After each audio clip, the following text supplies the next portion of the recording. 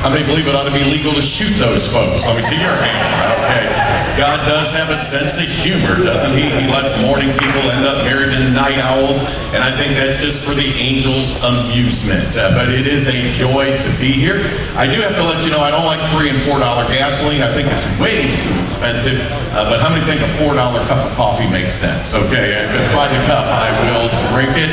And along with my friend Brother Paul, I believe in the power of the Holy Spirit. But how many believe a little caffeine to get them going never hurt anybody? All right, so to the Mormons here that preach against it, I'm sorry, but we've got ourselves up and going this morning.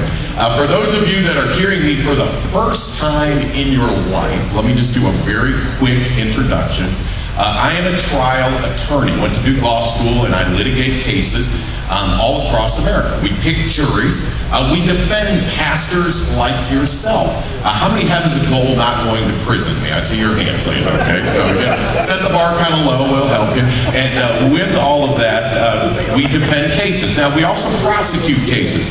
We go before the Supreme Court. A lot of folks are familiar with the Terry Shiloh case. I was the lead attorney for the family. Hard to believe that was 10 years ago. And we won't go into a lot of detail on that, but how many figured out the secular media doesn't give you the whole picture? And the right to die quickly becomes the duty to die, something important to watch in the legislature where families should make decisions, not doctors or government officials. So we litigate cases, and so I am a trial attorney. Number two, we work on public policy. We're certainly involved in Tallahassee, but a lot of work in Washington, D.C. How many believe the Capitol is a mess right now? And so we meet with the Congress. Oftentimes when I am there, the Speaker of the House, John Boehner, will say, David, tell me what the people in the churches are saying. And so we try to be your voice in Washington. We have offices across the nation. We are in St. Petersburg, Florida. How many like it that we're close to Florida? The Lord actually blessed us there. We got a free building. How many like the words free building? Actually, a little 3-acre lot. I'm looking at some water, so it's kind of a nice spot there in St. Petersburg. We also have an office in Dallas, Washington, D.C., and then we also are opening a small office in Southern California. And so we work across the nation. Hundreds of attorneys partner with us as affiliates, and so we are certainly honored to defend the cases, to work on public policy. And then number three, I try to be a voice in the culture. Now, do that through Moody Radio. By the way, how many love and appreciate Moody Radio? What a great ministry. And they do a phenomenal job and appreciate what they do. I'm also on Fox News, CNN, some of the other television networks about once a month. Matter of fact, just came from Chicago. Was up there for the pastors' conference, did some legal training up there. I rode to the airport yesterday with Dr. Gary Chapman. How many know the love languages God? Okay, love him, great man of God, great pastor.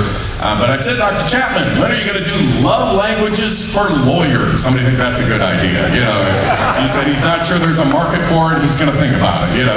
I said it kind of hurt my feelings when he came out with love languages for small pets ahead of lawyers. But anyway, Moody does a great job, and I preach in churches. So if you are ever interested in having me come to your church, I would be honored to do it.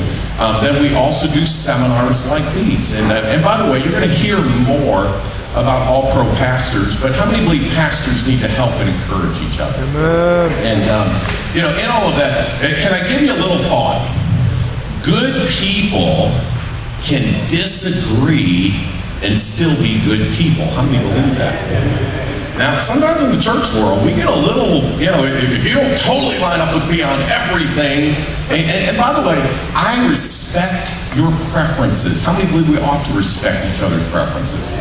Okay, I mean, if the music in your church would blow the walls out, or if you are so stuffy, I mean, you're the round mouth choir opera, I don't care. I mean, that's between you, your people, the Lord. But how many believe we can still love one another? And it doesn't have to be where we, micro-evaluate, because as we're criticizing one another, how many understand the devil and his crowd are galvanizing? And they're coming together and sweeping this country like never before. So at the National Center for Life and Liberty, now remember that name, NCLL, we are there to serve you. We are going to, at the end of my talk, I'm going to hand out some cards and things, and I would like for you to contact us, stay connected with us, and let me explain kind of the concept. We will be your attorney. How many would like to have an attorney help you? Okay, we are glad to partner with you. We're glad to stand with you. Now, we do it as a ministry. How many believe the words lawyer to works for free don't connect up very much, okay? We do ask the church, if you can, to help support, because that then allows me to pay my staff and keep the lights on. But if you can help support the ministry, we want to be your general counsel. We will answer your questions. We will defend you. We will help you. And we would certainly encourage you to pray about that. If you have an attorney in your church, maybe one on your board, we will work with them. You know, we work with big ministries. We are legal counsel to some of the mega churches in our country, on down to tiny little startup churches that are just getting up and going. And by the way, how many believe the size of a church has nothing to do with the greatness of a church? You know, be careful, okay? And this is a philosophy sometimes that gets out in our world. If you're big or you got money, you succeeded. How many believe there's a lot of evildoers that are big and got money? And in the eyes of heaven, they're disappointing. I mean, there is a difference between a crowd and the church. You know, the football game, you get a crowd. Pornographers, you get a crowd. You get a crowd with all sorts of things. But remember, a church is around that relationship with Jesus Christ. And so we come alongside, we partner with you. We don't force you to change anything about your theology or what you believe, but we help you avoid legal liability. We help you understand best practices.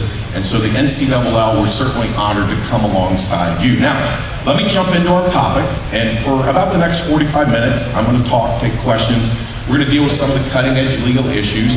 And then there's going to be a little moment where all pro pastors is going to come up with a few things, and then I'm going to stay for a Q&A session after that. So we'll take questions during this time, but then there will also be a Q&A session at the very end, and then we will have you out of here timely, and we're certainly, again, honored that you have come. So for our first-timers, greetings, a pleasure to meet you. For those of you that have been here before, but let me jump into what is probably, you already heard from our friends in Tallahassee, and I realize they don't live in Tallahassee, but the work that they're doing up there and the ministry up there.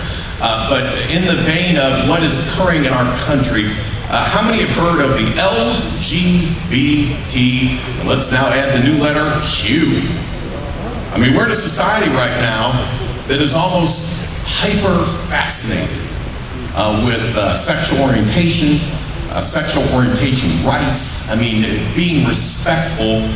Bruce Jenner goes on TV as a conflicted cross-dresser, and 16 million Americans tune in, and it becomes news, and people talk about it, and we're watching this agenda. I mean, Indiana passes what is a religious liberty law. Now, basically, let me understand this law.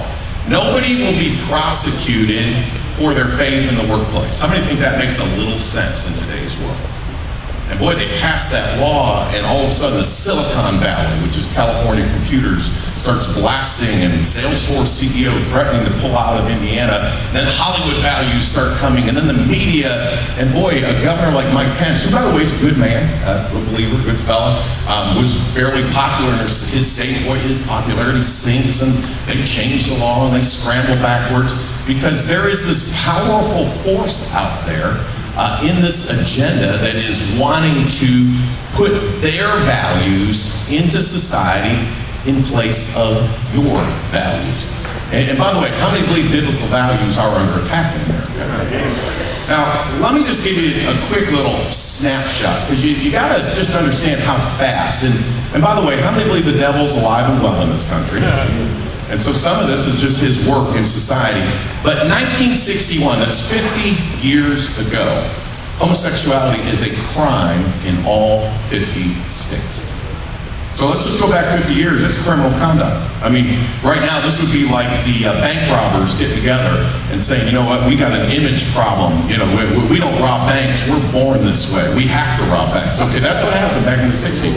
I mean, the homosexuals were criminals, and they rallied together, and there was one state that decriminalized it first, and it's not California, and it's not Massachusetts. Does anybody have an idea what state it was? Illinois.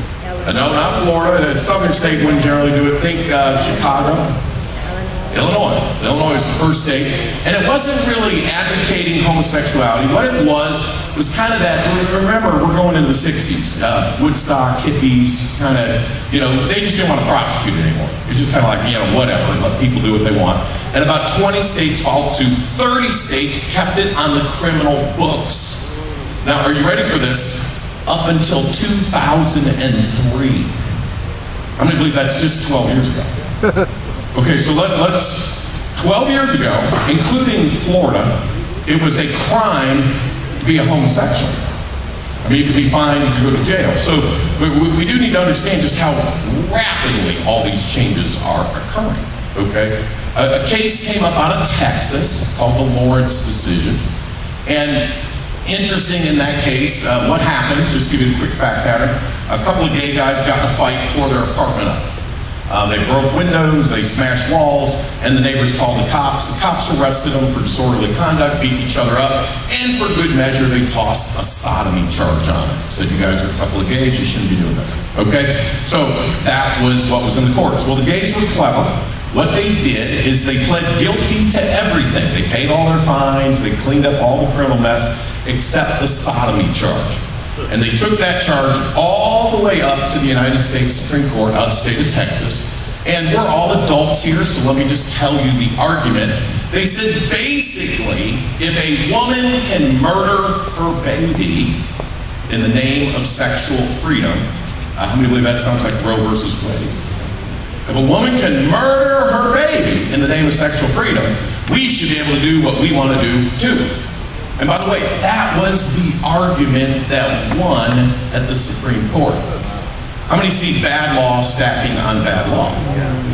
I mean, just a little talking point, the whole homosexual rights movement rests on Roe versus Wade. Back in 1973, the right to privacy, that's what it's all hinged off of. And the homosexuals were even a little honest. They said, look, we're not killing anybody. I mean, you're letting women kill the babies. We're just, maybe our health will be diminished, maybe our lives will be shortened, but they said, we're not really killing anybody, so we should have this same freedom. And in 2003, 12 years ago, the United States Supreme Court agreed with them. And at that point, homosexual conduct was given constitutional protection where it could no longer be criminal. Okay, now think about that. I mean, let's think about another criminal act. How many believe child molesters are criminals? Okay, I mean, 12 years ago, that homosexuality was the same thing. It was a crime. Okay, and now all of a sudden it's decriminalized. Well, from 2003 up until today, how many believe some wild things have happened? Okay, they have gone from not just being decriminalized, but they want special protection in the workplace. They want the right to marry. And by the way, how many believe they are redefining marriage, bizarrely? I was looking over the transcripts of the marriage oral arguments, and there's a great line in there. Okay, they're same-sex marriage cases before the Supreme Court. There will be a ruling in late June. Right now, 36, maybe 37, kind of depends how you look at it. Florida's in there, by the way, because of judicial rulings. How many believe it's sad when one or two judges can overrule millions of people? That's what goes on. Okay, but basically have already allowed for same-sex marriage. The Sixth Circuit kind of skewed it a little bit. That's kind of the Michigan, Ohio, Kentucky boys. They kind of just said, hey, let the states do what they want. So that's what's created the issue before the Supreme Court. But the lady that is arguing in behalf of same-sex marriage is asked a question by Judge Alito, one of the Supreme Court justices. And, he says, if four people, and he said, and let's say that they're educated. Matter of fact, he laughed. He said, let's say they're all attorneys. They know their legal rights. They know their constitutional rights. And there's two men and two women and no children. And they want to marry this group of four. Is that acceptable under our United States Constitution? And you'll have to love the answer that this lady for the same-sex marriage couple said. She says, oh no, we wouldn't allow that. That would redefine marriage. Now, how do you understand the issue? It's all definition. You know, they're saying, well, you can't have group marriage, you can't have 4 people, but we'll have 2 same sex. And by the way, this is what the appeals courts are talking about in these cases. We are going to be on the slippery slope. Once you start these redefinitions, you're going to be into group marriage. Be prepared for family marriage. You say, wait, explain that to me. Again, appeals court judges, this is not, you know, some preacher just cooking up crazy ideas. What do you do when you have a father who is a wealthy business owner? Okay, and he has a girlfriend. Okay, because it would be criminal if he was having sexual relations with his son. But he has a girlfriend on the side because, you know, we can disconnect the, you know, sexual activity from the relationship. That's the new America. And he wants to marry his son, who also has a girlfriend. So there's nothing criminal between the two of them. But they wish to commit in marriage to each other because what happens, the business passes tax-free. So now all of a sudden you got millions of dollars in tax savings, potentially, and the family business stays within the family. And, you know, it's generally designed to protect the spouse, but let's make the kid the spouse. And how many understand in America right now, when you move away from a standard, and by the way, what was the historical American standard? I can make it real simple for you. You preachers will get it easy. Genesis chapter 1. How many believe before sin entered into the world, God had a plan? You know, don't let anybody mess with you.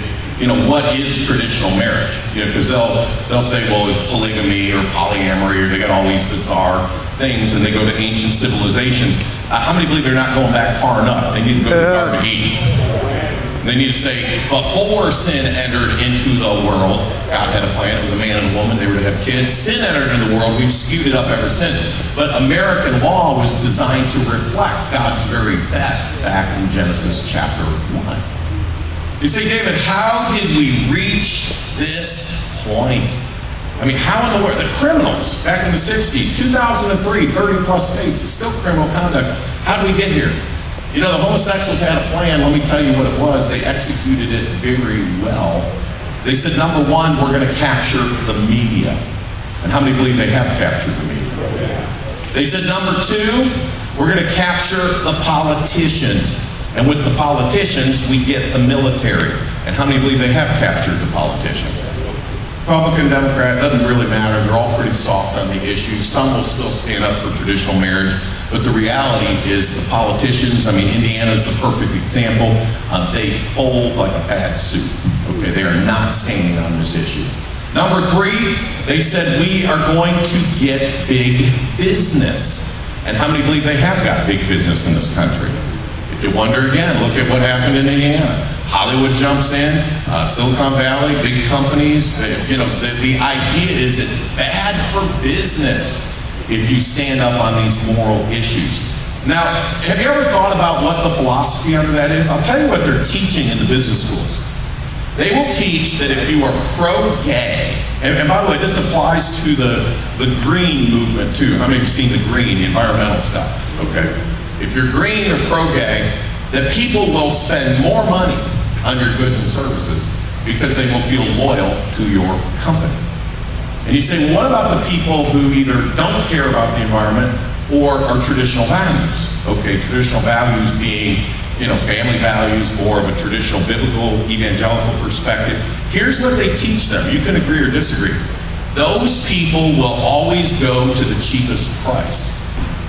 Now, whether that's true or not, how many believe that's kind of sad? That's what they think. So basically they say being pro-homosexual is good for the bottom line. The Christian people, we just put a sale on and they'll show up. And that's kind of how they treat us. How many believe as Christians we need to maybe start using our economic wherewithal with a little more value-based approach? So they said we want big business. They got big business. Number four, they said we want the schools. How many believe they have got the schools of America? Now, if you wonder, let me depress you here a little bit. Our schools are a mess in America right now. By the way, as pastors, how many agree with me on this? Okay, I mean, let me tell you what's happened. California. Now, you say, praise God, we don't live in California. But before I depress you a little bit, remember, it's our biggest state. All the curriculum gets written to that. Common Core is nationalized curriculum. It's sweeping the country. So California now has gender identity rights. Now what is this? Any kid from kindergarten through the 12th grade can walk into a public school and decide whether he is a boy or a girl that day. I mean, just walk in. So let's 7th grade boy comes cruising on in. Today I'm a girl. No doctor's note, no parental permission. The kid just declares it. It's his right. And at that moment, he gets his girl clothes, his girl name, his girl showers, locker room, sports teams. He's a girl by his own declaration. Now, the next day, he could change back. Why? Because he's questioning. He's trying to figure out who he is, and we want him to find his way. I mean, let me tell you what these teachers are being told. Don't say boys sit over here and girls sit over there. Why? Because you're imposing your values of what is a boy or what is a girl on the children. What you should say is children who like blue sit over here. Children who like pink sit over here. Kids who like dogs sit over here. Kids who like cats. Because then you're letting them find for themselves who they are without your discriminatory or oppressive viewpoints being jammed into their little minds that they should be a certain way or not. You're relieving them of all these pressures. Now, how many believe that is bizarre educational policy? And by the way, how many of you like me grew up in a little different era? How many remember when people, not your parents, could spank you? How many remember those days? All right, let's talk for just a moment. This is therapy. I mean, neighbors spanked, right? School spanked, churches spanked. I mean, let's be candid. Total strangers spanked. I mean, you'd be sitting in the market, somebody would slap you, your parents would say, thank you, he needed that. I mean, it was just...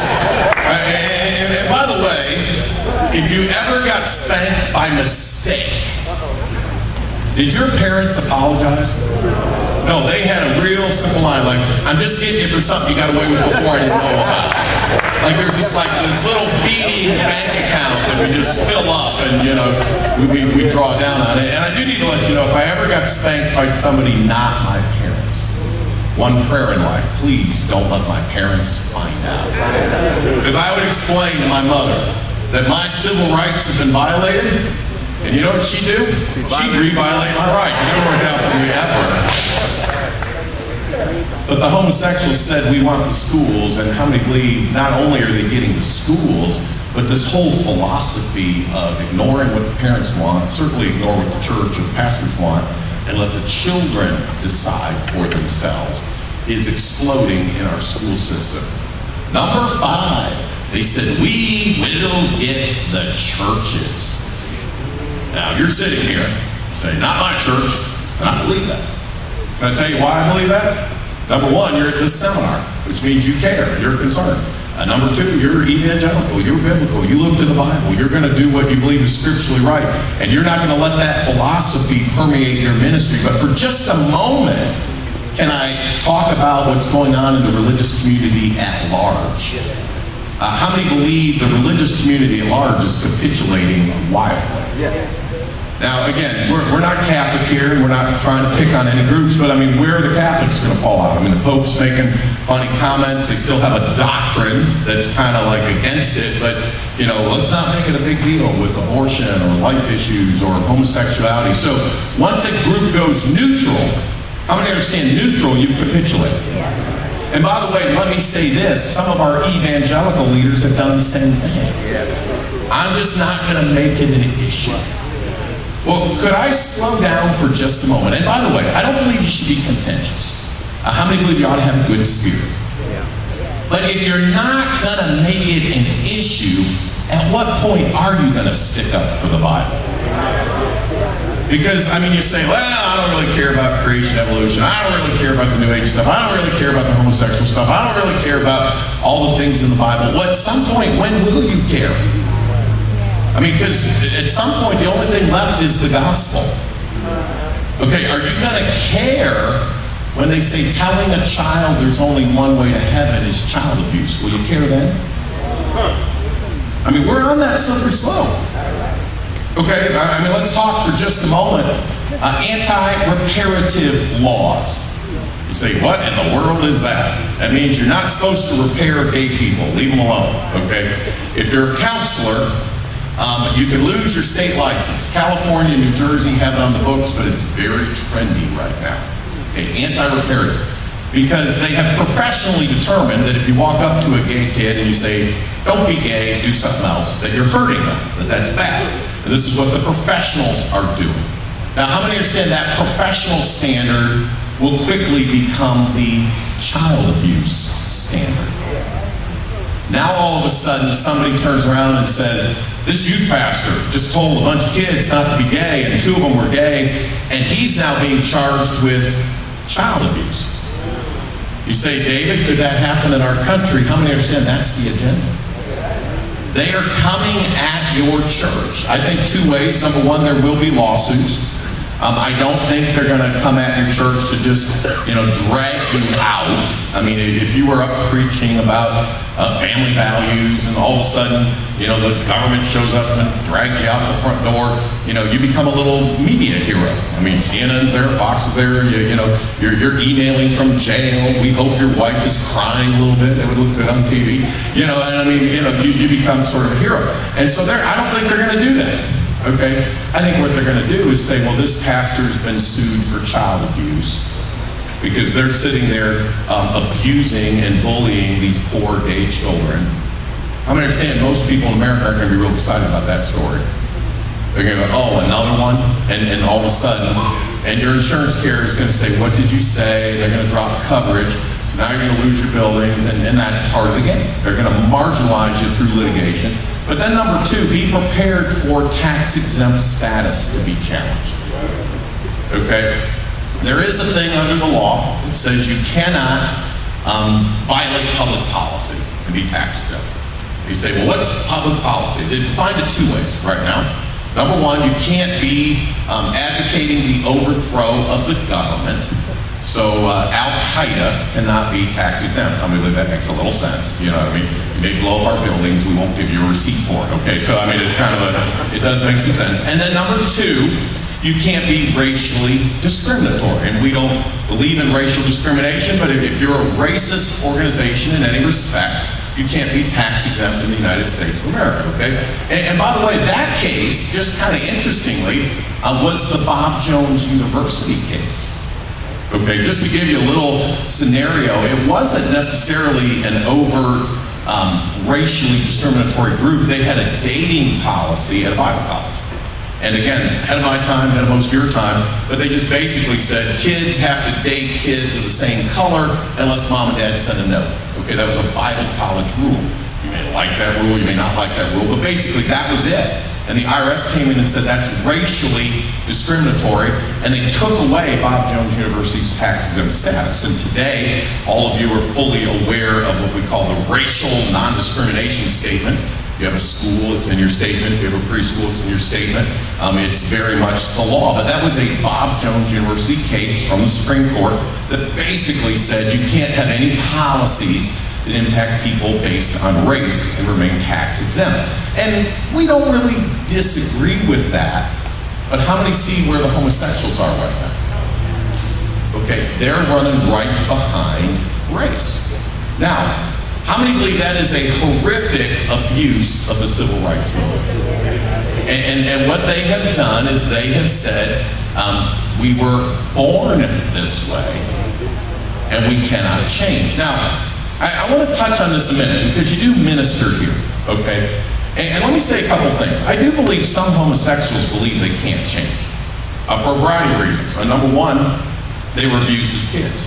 Right. Statistically, most male homosexuals were abused by a same-sex person very young. And how many believe that can scar and hurt people?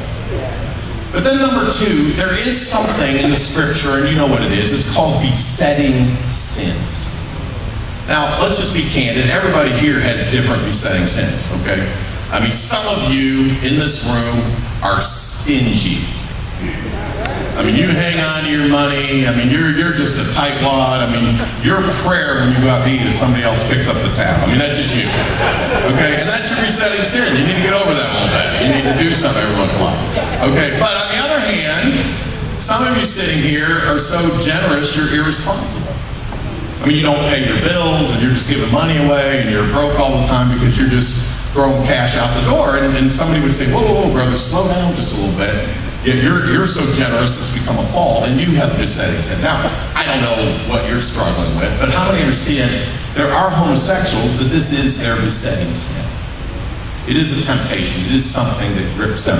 But how many believe the Bible teaches that God's grace is able to help overcome any besetting sin?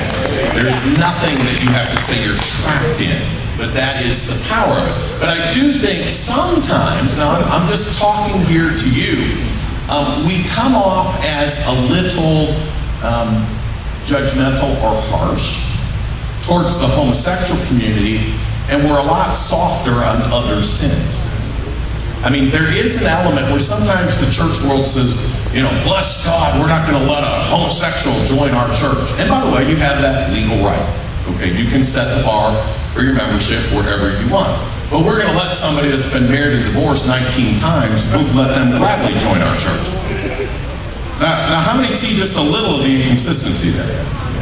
And the homosexual says, wait a minute, you won't even let me in, and you're going to let that guy in, and where's your scriptural justification for that? And so the homosexual community is looking at your church. Now, you say, David, you're giving me indigestion, you're stressing me out, and it's not just the barbecue, okay? It is, I'm not liking all of this.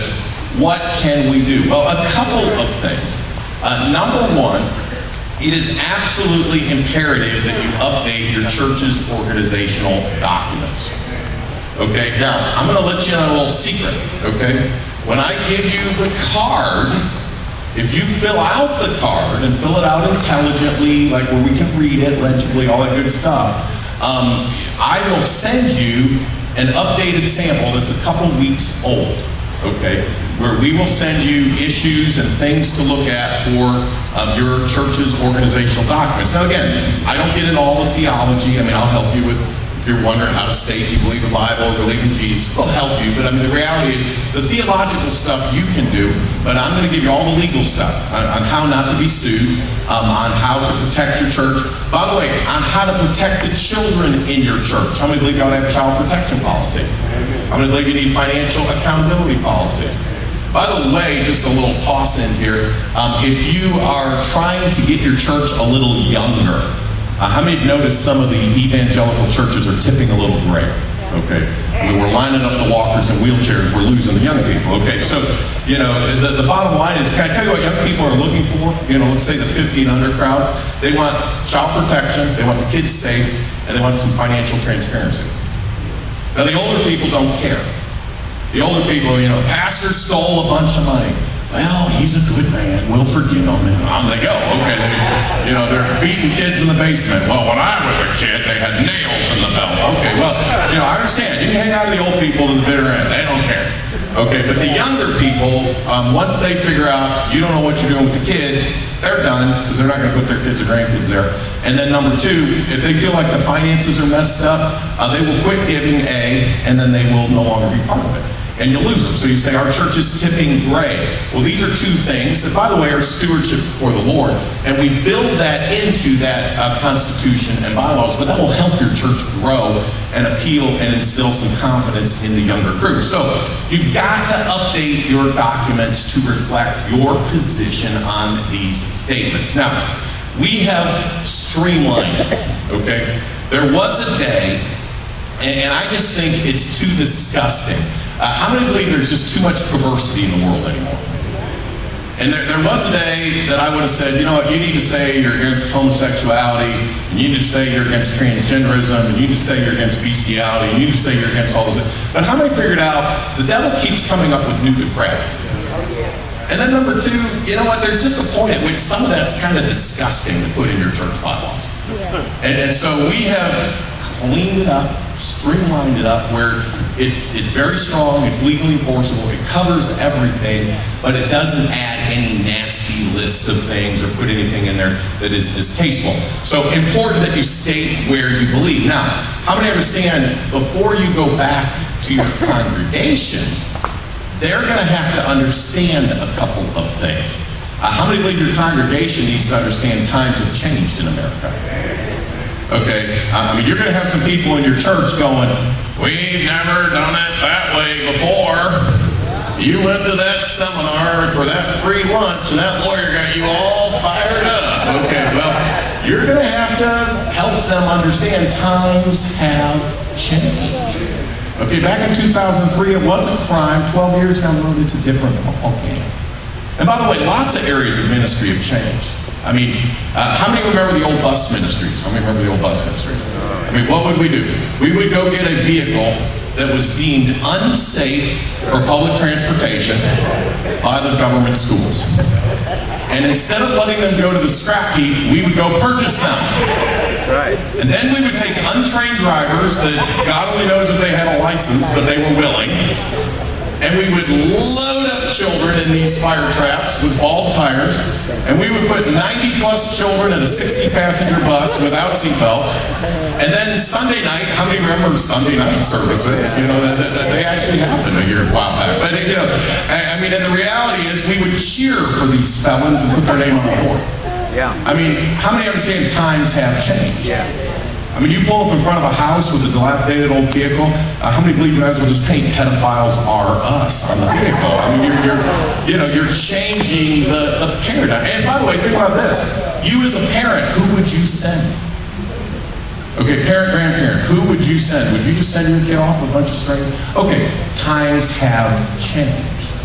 Okay, we're in a different society right now. People need to understand it's a different culture. And they need to recognize that this is the moment to be protecting the church. Because here's some good news. How many could use some good news? Yeah. Okay. The law will allow you to discriminate if, number one, it's based on your faith, and number two, you do it fairly. Okay, so let's talk about this for a moment. There are churches, and you don't have to raise your hand, but there are churches here that will limit the senior pastorate to a man. And some of you don't. I understand that, but some of you do. And have you ever thought about, is that legal? I mean, let's think for just a moment. Can women be smarter than men? How many believe they can be? How many believe often they are? Okay. Can they be better communicators? Sure. Can they be better organized? Yeah. Can they, from a performance standpoint, okay, can they in every way do the job? Yeah, they could. Matter of fact, they could be the President of the United States, they could be the CEO of Walmart, because it would be illegal to discriminate. But how many understand, if your church holds to the position that this position is reserved for a man, I'm going to do that as illegal discrimination, but it's absolutely protected as a matter of your faith. Now, how many see the parallel in the homosexual movement? That if we as churches say, okay, we love these people, we believe that God can do great things in their lives, we want to see them saved, we want to see them sanctified, but we believe as a church, here is our faith standard. Here's what we're going to hold to, and we are going to enforce it fairly. And by the way, how many believe fairly is across the board? Okay, let me tell you what I built into the bylaws. You'll like this, okay? Anybody that makes a statement in violation of our statement of faith resigned their church membership. I'm going to believe that's just quick and easy. And by the way, some of you don't have members. Some of you, let's survey. How many of you have members? Okay, let me see a church member. Okay. And I realize sometimes members, do a lot. Sometimes they don't do much. Okay, they just kind of vote on the big deal stuff. Some of you are voting on light bulbs. Whatever you want to do is fine. But a membership is a standard there in the church. Okay. Well, here's the bottom line. Somebody says, "Hey, I think the Quran is equal with the Bible." You say, "Brother, you're entitled to your opinion, but you just resigned your membership in our church." I think that homosexuality is just fine. Brother, you're entitled to your opinion, but you just resigned membership in your church. And you say, "Well, David, we used to do church discipline." Well, here's the problem with church discipline. It's messy. And people end up suing. And then it becomes problematic. I'd rather just deal with automatic termination. Here's kind of an easy way to do it. You're liking this. Yeah, this is making sense to you. All right, good. I'm glad we're there. We're connecting. Big guy in the front, want him happy. Okay, but in all that. I mean, here's the bottom line. Let me give you a little thought. Make it harder to get into your church. By the way, how many believe the old warm, breathing, and willing is not the best standard? Amen. Because, I mean, you just let somebody in your church to cancel the vote of your preacher. You don't even know who they are. So at least interview them.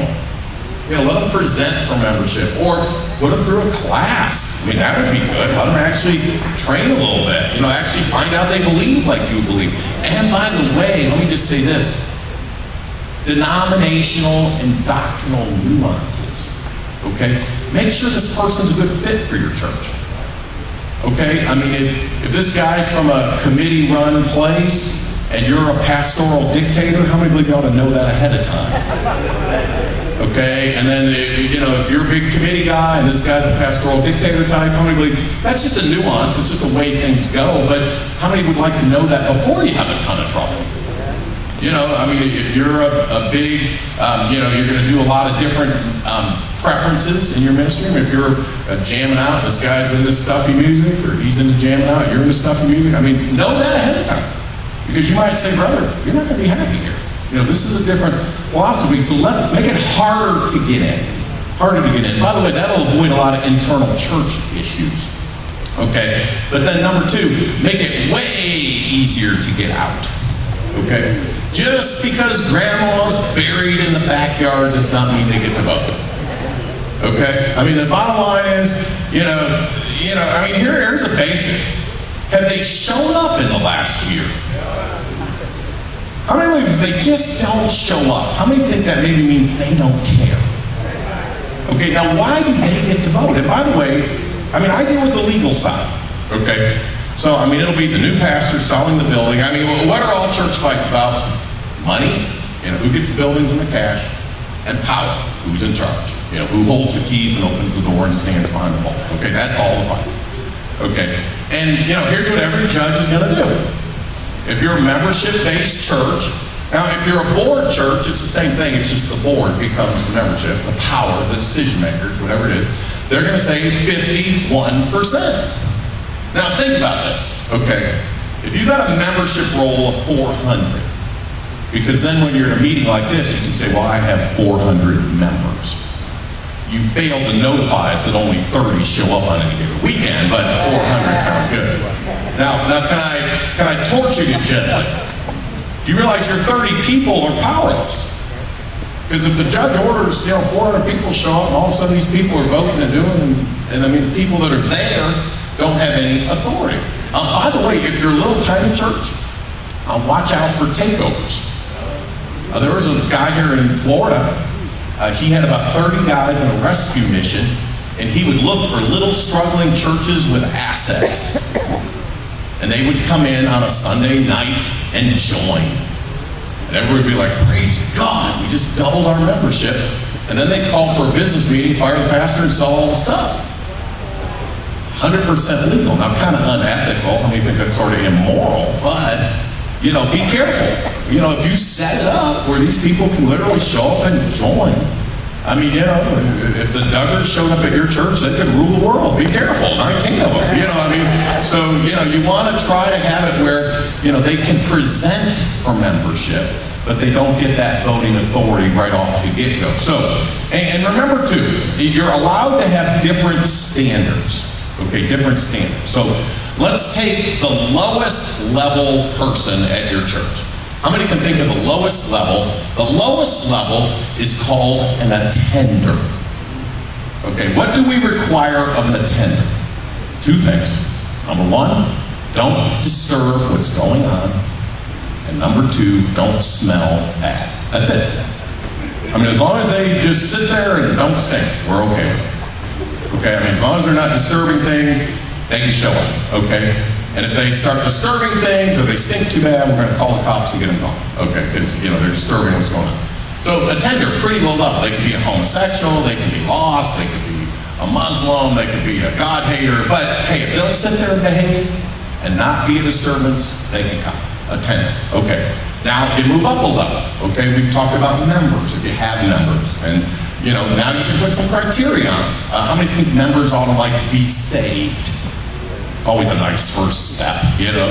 They actually believe like we believe. Maybe they're going to give money.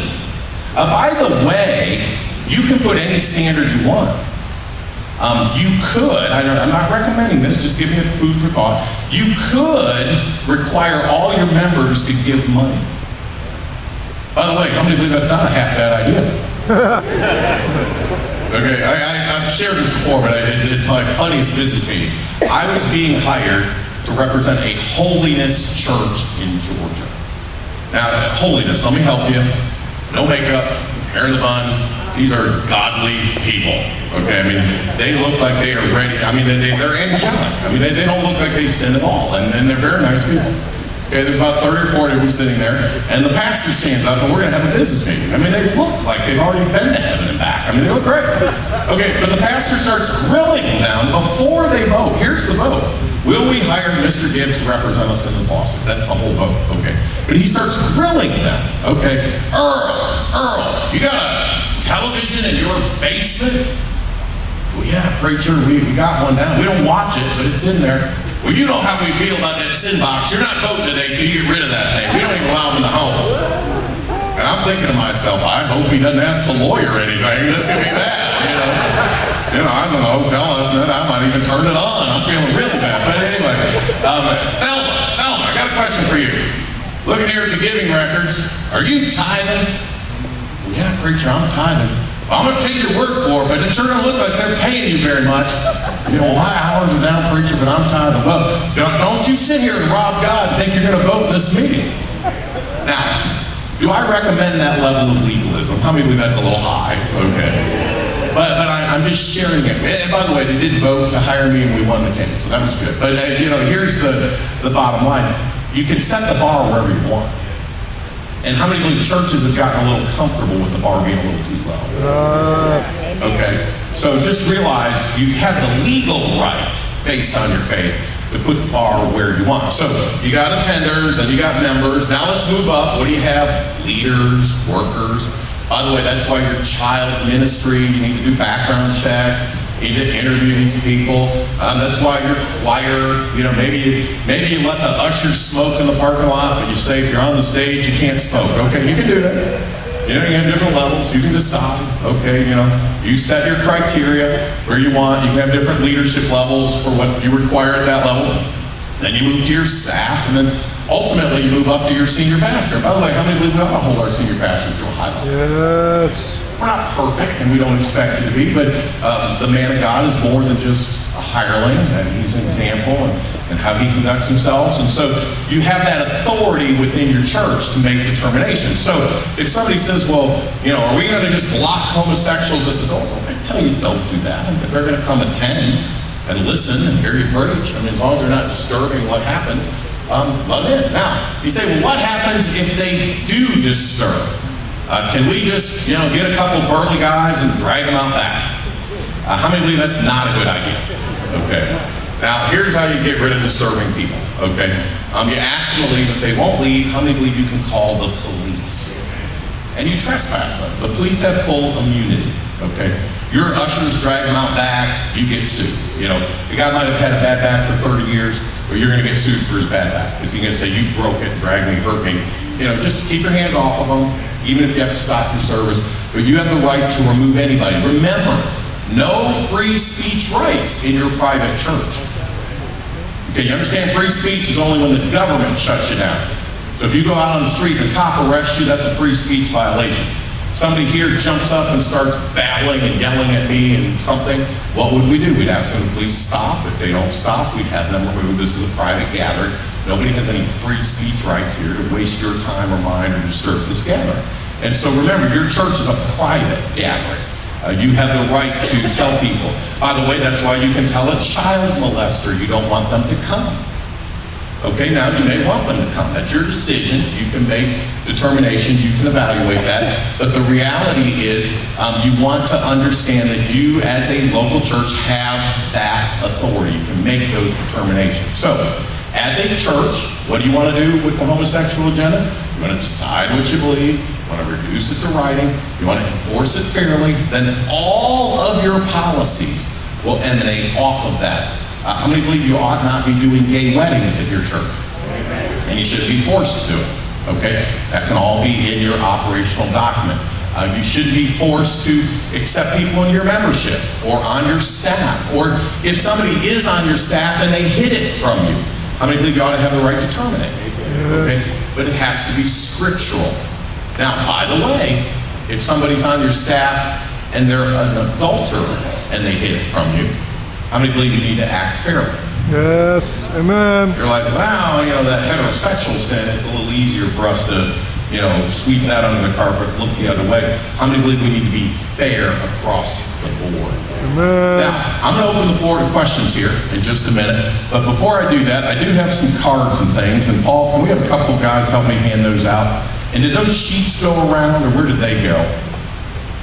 And we will collect them up during the Q&A time later, but I do want you to have these where you can fill these out. If you've already filled out a card for me, still fill one out again. We won't add you to mailing list again, but it'll let me know to send you the bylaws. So if you want to get a copy of that, and just go ahead and fill these out. If you fill out a card, we will presume you want a copy of the bylaws. Okay, and we will email them to you. So fill those out, we'll collect them up. And then again, we will be thrilled if you want to partner with the NCLL from our St. Petersburg office. We will gladly, I will be your attorney. We will help you every way that we can. They're giving you a kind of a sheet that goes through the things we do for our supporters and our friends, and we serve as your general counsel. And again, then the card, once you get it, will be something that you can fill out, and we'll collect those up. And then there's probably one more thing over there. It looks like I've got some prayer bookmarks too. We can hand those out. And that's got a business card at the bottom where you can connect up with us. But we've got about 10 minutes right now, so let me open the floor to questions. Any questions on anything that I have hit? How many have learned at least one thing so far? Let me see your hand. How many are glad you learned it here, not at the courthouse, okay? But let me open the floor to questions. I know you're full of barbecue, but who's our brave person to go first? Yes, sir. You're very kind. Thank you.